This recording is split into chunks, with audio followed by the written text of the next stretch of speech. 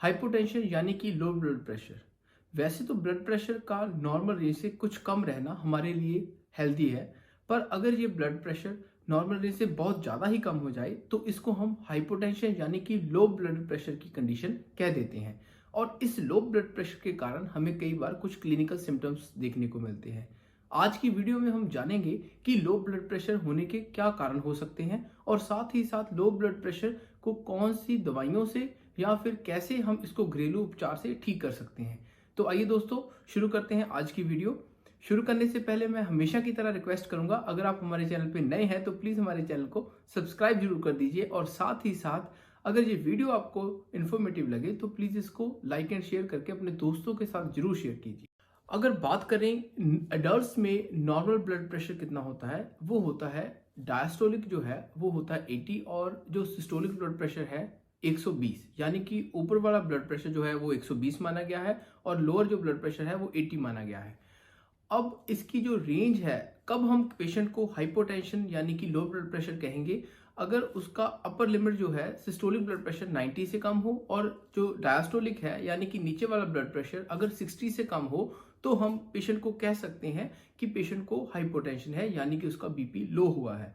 पर दोस्तों, low blood pressure actually बहुत से फैक्टर से अफेक्टेड होता है, जैसे कि एज, सेक्स एंड रेस। यानी कि डिफरेंट कंट्रीज में, डिफरेंट रीजन्स में और डिफरेंट एज में ब्लड प्रेशर की जो रेंज है वो डिफरेंट डिफरेंट होती है। इसीलिए हाइपोटेंशन की जो डेफिनेशन है वो भी डिफरेंट डिफरेंट हो सकती है। और साथ ही साथ ब्लड प्रेशर जो है वो मल्टीपल सिचुएशन से इफेक्ट होता है, जैसे कि अगर कोई इमोशनल स्ट्रेस से गुजर रहा हो, कोई रनिंग कर रहा हो, कोई एक्सरसाइज कर रहा हो या फिर कोई एडिक्शन कर रहा हो, उन सभी कंडीशंस में ब्लड प्रेशर वेरी कर सकता है। इसीलिए hypotension and normal blood pressure में एक लाइन खींचना थोड़ा सा डिफिकल्ट हो सकता है। अब बात करते हैं कि ब्लड प्रेशर के लो होने के कारण क्या हो सकते हैं। दोस्तों, अगर ब्लड प्रेशर के लो होने में देखा जाए तो बहुत से कारण हो सकते हैं, पर अगर सीवियर डिहाइड्रेशन हो तो वो सबसे प्रमुख कारण माना गया है लो ब्लड प्रेशर का। कई बार बॉडी में कोई और कॉम्प्लिकेशंस भी होती हैं, जैसे कि कोई और ऑर्गन फेलियर या फिर कोई ऐसी प्रॉब्लम, उसमें भी लो ब्लड प्रेशर हो सकता है।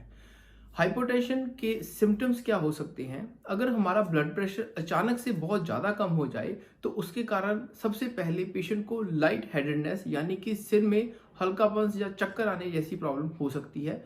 इसके साथ ही साथ उसकी विज़न, उसको देखने में प्रॉब्लम हो सकती है और कई बार पेशेंट को उल्टियाँ या फिर बहुत ही ज़्यादा घबराहट होने लगती है। ये हाइपोटेंशन के लक्षण हैं।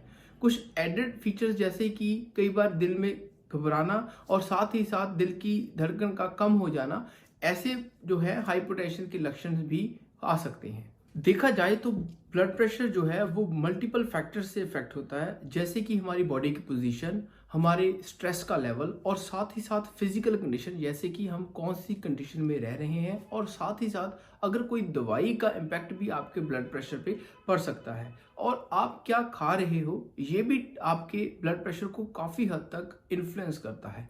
इसीलिए एक पर्सन के बारे में उसके ब्लड प्रेशर को डिसाइड करने के लिए ये इतने सारे फैक्टर्स को हमें कंसिडर करना पड़ता है और हम उसको ऐसे ही हाइपोटेंशन से ग्रस्त नहीं मान सकते। कई बार कुछ और मेडिकल कंडीशंस होती हैं जिनके कारण हमारा ब्लड प्रेशर जो है वो लो हो सकता है, जैसे कि कुछ पेशेंट्स में हेमरेज हो जाए यानी कि इंटरनल ब्लीडिंग हो जाए या फिर प्रेगनेंसी और कई बार डिहाइड्रेशन, नोजिया, वॉमिटिंग। ऐसी कंडीशंस में हमारे बॉडी का जो फ्लूइड लेवल है वो जल्दी से कम होने लगता है, जिसके कारण हमारे बॉडी में जो पानी की कमी हो जाती है, हमारा ब्लड वॉल्यूम कम हो सकता है। डायरिया एक ऐसी प्रॉब्लम है, यानी कि लूज स्टूल्स की वाली कंडीशंस में भी हमारे बॉडी में बहुत ज़्यादा वाटर लॉस हो जाता है और इस कारण से हमें हाइपोटेंशन हो सकती है, हमारा ब्लड प्रेशर लो हो सकता है। एक और फैक्टर को मैं यहाँ आपके साथ डिस्कस करना चाहता हूँ कि कुछ मेडिकेशंस भी हैं जिसके कारण हमारा ब्लड प्रेशर लो हो सकता है। उनमें से टॉप मोस्ट जो है वो है डाययूरेटिक्स, यानी कि ऐसी मेडिसिन जिसको लेने से हमें यूरिन प्रोडक्शन ज़्यादा होती है। लेसिक्स, फ्रूजिमाइड ऐसी मेडिसिन का नाम है। कुछ मेडिसिन जैसे कि बीटा ब्लॉकर्स जो कि ब्लड प्रेशर को कंट्रोल करने में काम आती हैं, अगर उन मेडिसिन को भी अगर ज़्यादा मात्रा में ले लिया जाए तो हाइपोटेंशन की प्रॉब्लम हो सकती है। कुछ ऐसी प्रॉब्लम्स जो कार्डियक पेशेंट्स के लिए यूज की जाती हैं, उनकी ओवरडोज से भी पेशेंट को हाइपोटेंशन हो सकता है। इसीलिए हाइपोटेंशन के पेशेंट यानी कि लो ब्लड प्रेशर के पेशेंट को उसकी मेडिकल हिस्ट्री जो है वो बहुत ज़्यादा इंपॉर्टेंट रखती है।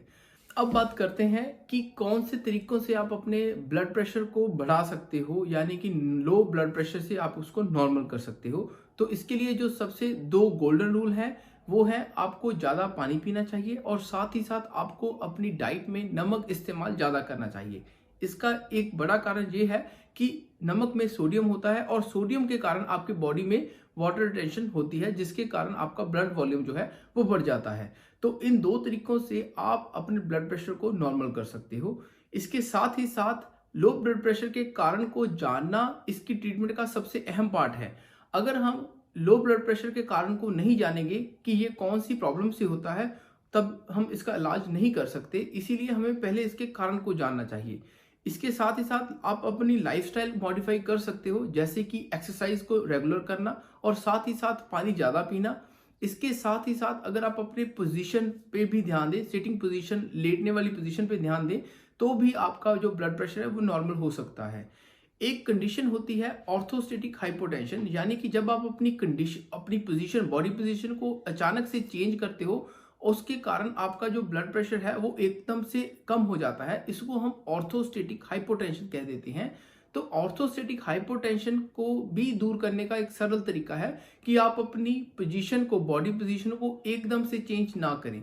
जैसे रात को सोते टाइम अचानक से आप उठ के वॉशरूम जाते हो, तो उस टाइम आपको ऑर्थोस्टेटिक हाइपोटेंशन हो सकता है। तो ऐसी कंडीशन से बचने के लिए आपको ग्रेजुअली अपनी बॉडी मूवमेंट करनी चाहिए, यानी कि पहले उठ के थोड़ा टाइम बैठना चाहिए, उसके बाद ही आपको चलना चाहिए, नहीं तो आपको चक्कर आ सकते हैं। तो ये सब बातें थी हाइपोटेंशन को क्या कारण है और कैसे हम इसको आइडेंटिफाई कर सकते हैं, और कौन कौन सी और कंडीशंस हैं जिसमें हाइपोटेंशन जो है पेशेंट को फेस करना पड़ता है। उम्मीद करते हैं दोस्तों ये सब जो बातें हैं आपको इंटरेस्टिंग लगी होगी और साथ ही साथ कुछ हद तक आपके लिए फायदेमंद भी रही होगी। तो दोस्तों उम्मीद करते हैं कि आपको ये वीडियो पसंद आई होगी। अगर ये वीडियो आपको अच्छी लगी तो प्लीज लाइक एंड शेयर का बटन जरूर दबा के जाइए। धन्यवाद।